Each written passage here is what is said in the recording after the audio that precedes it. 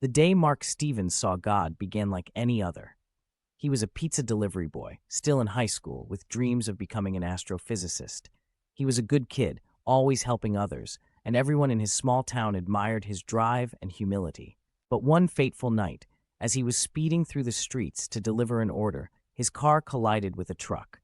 The crash left him in a coma, his body battered and broken, his future uncertain. For 2 long months, his family and friends kept a vigil at his bedside, hoping for a miracle. They couldn't fathom why such a promising young man had been struck down so suddenly. His parents prayed, his coworkers wept, and his classmates continued to study, but they all silently wished for the day Mark would wake up. Then, one morning it happened. Mark's eyes flickered open, his mind clouded, disoriented, but there was something different about him. His family rushed to his side, calling his name. Yet, when Mark looked at them, his expression was blank. He didn't recognize anyone, not even his own parents. He asked, "What happened? Where am I?" Confusion swept over the room, but it was what he said next that left everyone speechless. "I saw God."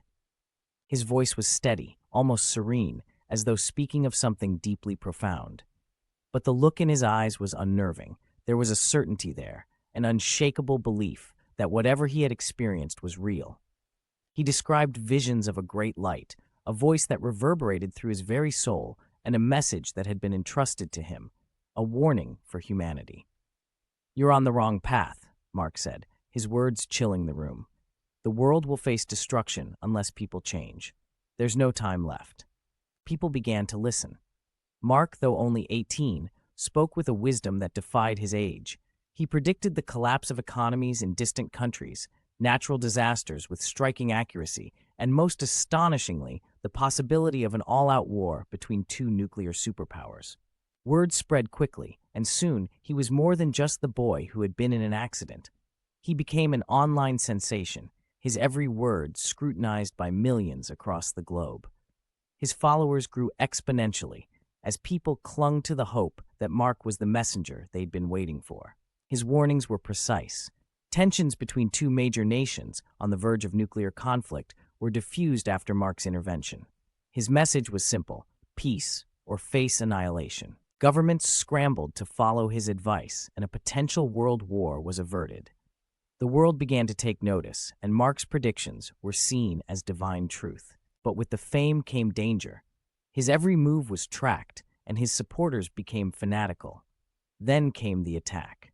One late afternoon, as Mark walked through Central Park, his followers gathered to hear him speak. There, in the midst of the crowd, an assailant emerged from the shadows. He struck Mark in the head with a metal object, knocking him unconscious. The once untouchable boy was now on the brink of death once more. For 2 weeks, Mark lay unconscious. His family, his friends, and his followers prayed for his recovery, but this time they weren't sure he would make it. When he finally awoke, his eyes were blank, like the first time. His memories of the past months, of his prophecies, of the war he had prevented, were gone. The hospital staff called his family in, but when they arrived, they found Mark had no recollection of the events that had unfolded since his accident. He didn't remember seeing God, didn't recall his warnings or his predictions. He had forgotten everything, as though it had never happened. Confused and heartbroken, his family tried to help him remember, but there was nothing. Mark simply returned to his old life. He went back to his job delivering pizzas, as though nothing had ever changed. But deep inside, a part of him felt different. The world that had once seemed so vivid, so meaningful, now felt distant, a vague shadow of what it had been. No one knew what had truly happened to him during his coma. Had it been a divine experience, a hallucination, or something else entirely? His sudden return to a normal life only deepened the mystery surrounding him. As for Mark, he never spoke of the things he had seen or the message he had delivered.